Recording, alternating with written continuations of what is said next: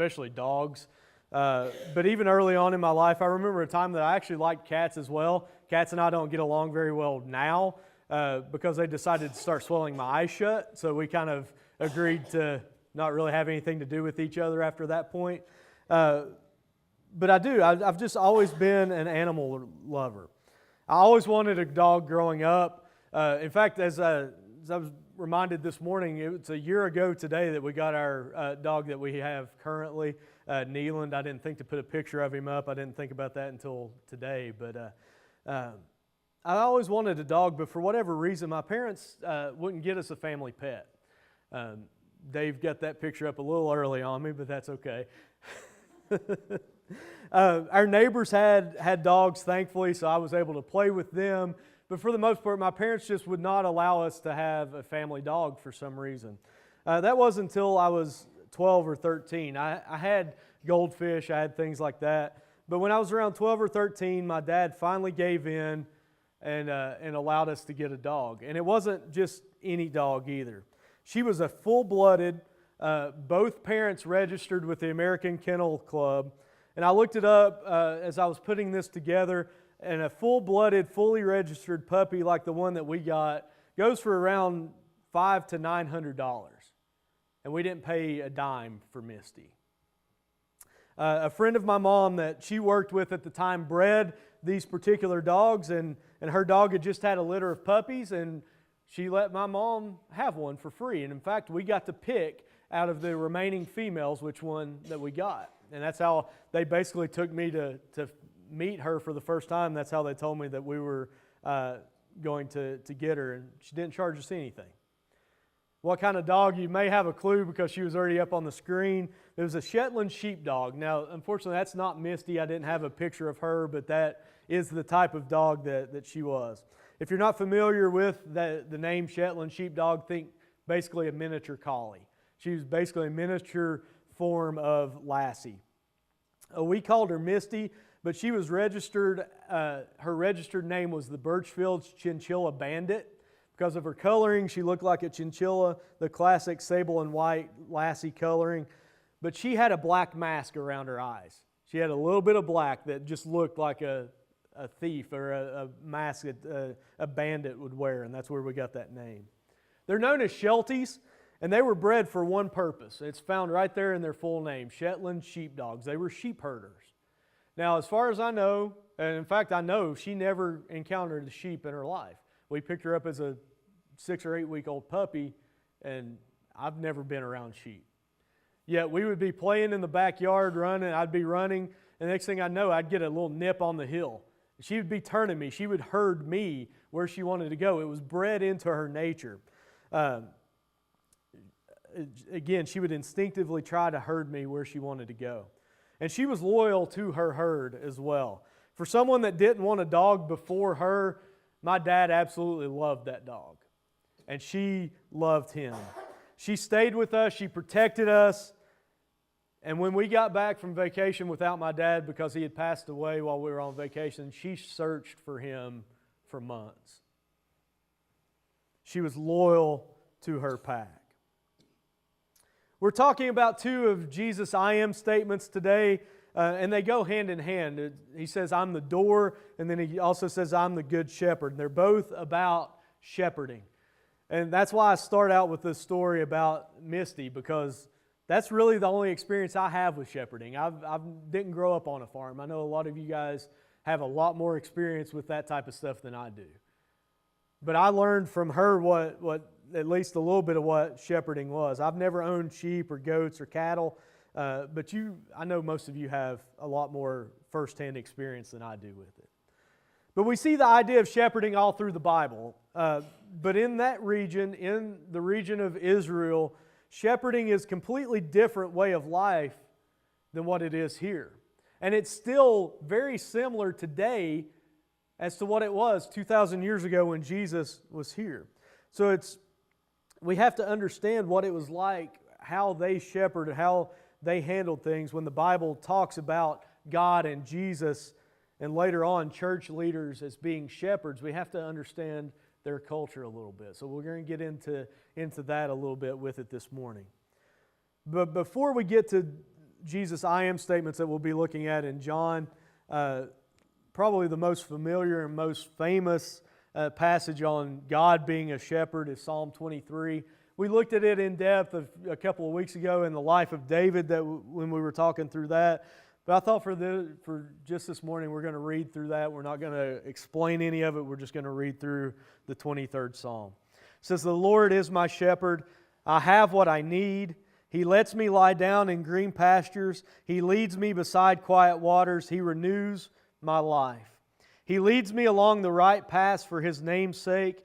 And even when I go through the darkest valley, I fear no danger, for You are with me. Your rod and Your staff, they comfort me. You prepare a table before me in the presence of my enemies, and You anoint my head with oil. My cup overflows.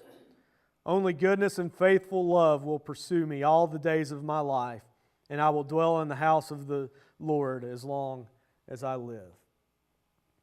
Now again, this famous text describes exactly how God is a shepherd to those who know Him. And again, I do have an in-depth study. If you want to dig into that more, please let me know and I can get that to you.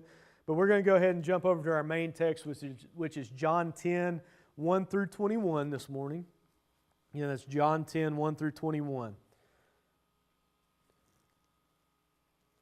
And he says, "Truly I tell you, anyone who doesn't enter the sheep pen by the gate, but climbs in some other way, is a thief and a robber. The one who enters by the gate is the shepherd of the sheep. The gatekeeper opens it for him, and the sheep hear his voice.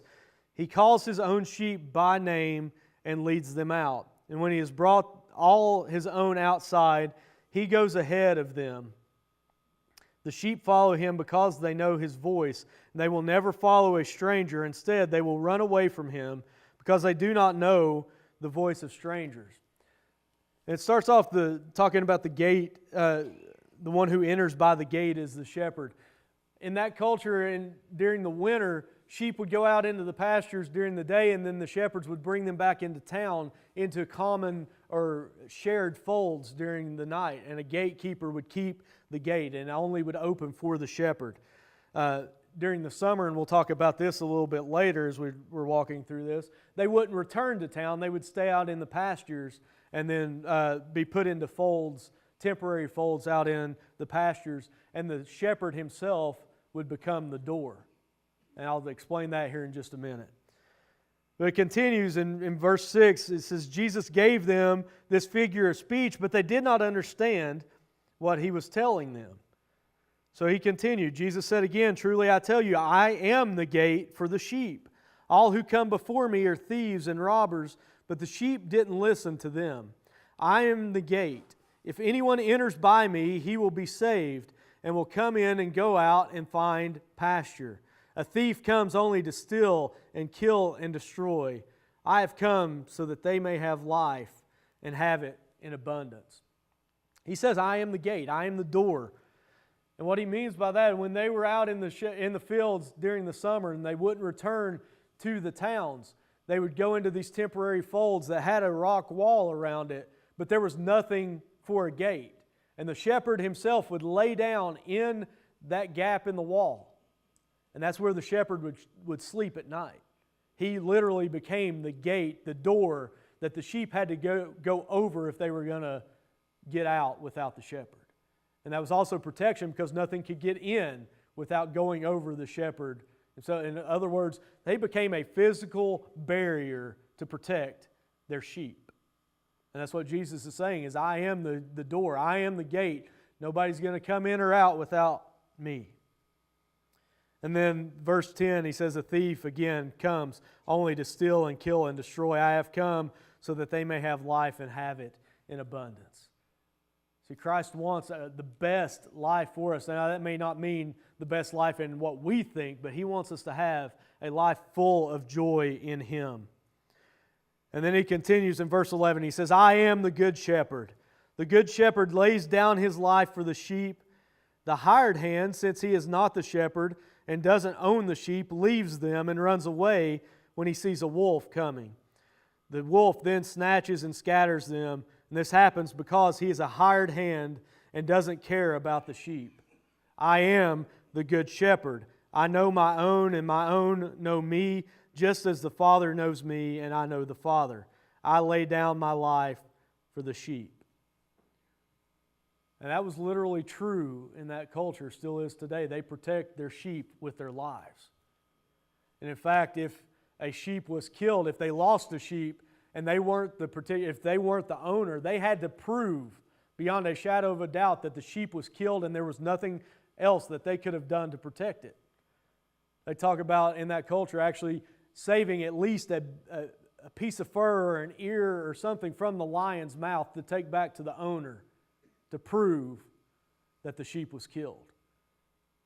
They would protect sheep with their lives from thieves as well. There was a story that I read this week of a shepherd that literally fought 3 armed bandits, and this was in this century. 3 armed bandits that were trying to steal his sheep. He lost his life protecting his sheep.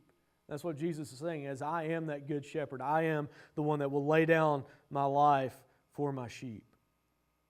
He continues in 16, he says, but I have other sheep that are not from this sheep pen.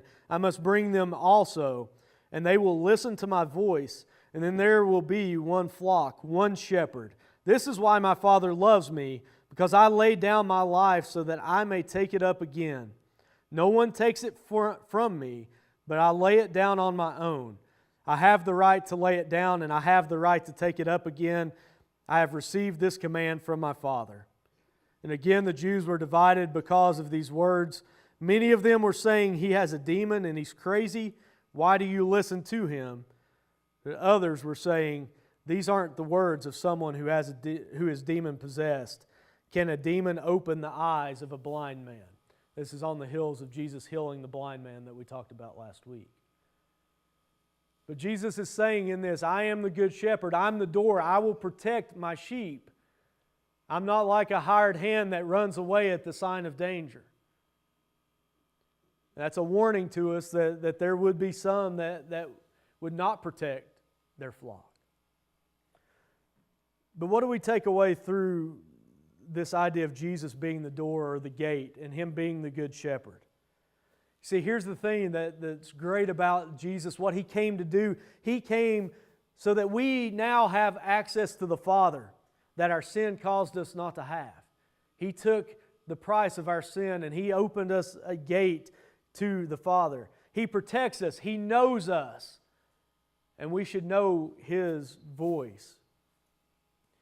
There's a story about this time period when these shepherds would interact with one another. Their sheep knew them by voice, and they would not follow strangers. They would not follow a shepherd that they didn't know. And there was an archaeologist that was in Palestine, and he finds these 2 shepherds had combined their flocks into a cave at night to shelter down. And he's wondering when he sees this, how in the world are they going to separate the flocks the next morning? And one of the shepherds comes out of the cave and walks a couple of 100 yards one way. The other shepherd comes out and goes the other way. And the first shepherd starts his call. And his sheep, only his sheep, come out of the cave and go to him. They know their shepherd by their voice. So my question to you today is, do you know our shepherd by his voice? Do you know him? Do you know his calling? Jesus is continuing to make a stronger and stronger statement that He is the Messiah. Some of the first statements that we've looked at, I am the bread of life, I'm the light of the world, they were strong statements. They were statements saying that I am the Messiah, but there is no mistaking I'm the good shepherd. It is a direct claim of messiahship because throughout the Old Testament, God the Father is referred to as the shepherd, as the good shepherd. Jesus, again, in a strong way, is equating Himself with God, which the Jews did not like very much. But He is strongly stating, I am the good shepherd, I am the Messiah, I am equal with God. But He's also saying, I will protect you, I will make a way back to God, I become the door, the gate to God. But beware of those false shepherds, Because there will be shepherds in the churches later on, unfortunately, that are like hired hands, that don't care about the sheep, that don't protect from the outside. And he's warning us about those as well in this. But here's the bottom line. When we accept Jesus as our good shepherd, when we accept Him for what He is, and that means that we have to get to know Him. It can't just be accepting Him one day and then not continuing to grow in a relationship with Him. Because when He calls, we have to know His voice. We have to know what He's asking us to do. We have to be in communication with Him. We have to start and continue to listen to His voice so that we're not led astray by bad shepherds, so that we're not tricked into following somebody that is not leading the right way. In other words, we have to know Jesus and we have to know this book. It's not enough to make a one-time decision. We have to continue to grow and grow in our relationship. And when He walks out of the cave and He calls, that we know to follow. There was another story about the shepherd leading his sheep out in the caverns and in the valleys. And they were on one slope, and the shepherd had gone down through the valley and was continuing up another slope, and he looked back and none of his sheep were following him. And he started his call, and they say their calls are unique to each shepherd, but it's almost a mix between their language and animal language. They say it's really beautiful to hear. But the shepherd started in on his call, and the sheep looked up at him and then continued grazing because they were in a rich patch of soil. But then he made another call, and a sheep that had a bell on its neck heard the call, and it went on. It followed the shepherd, and the shepherd kept going and got out of sight. And the sheep looked up, the rest of the sheep looked up and realized that their leader with the bell and that their shepherd were out of sight. They could still hear him, but they couldn't see him anymore. And the person that was recording this said it was almost like they went into a panic. They realized that they couldn't see the shepherd anymore. And they left that rich, fertile patch of soil and took off until they found the shepherd. We need to know our shepherd's voice that well, that when we're distracted by the world and He calls, we realize we need to go. If you haven't made Jesus your shepherd yet, now's a great time to do so. If you may have any decision you need to make this morning, now's the time to do so. As we stand and sing number 552, I Am Thine, O Lord. We're going to sing 1 and 4.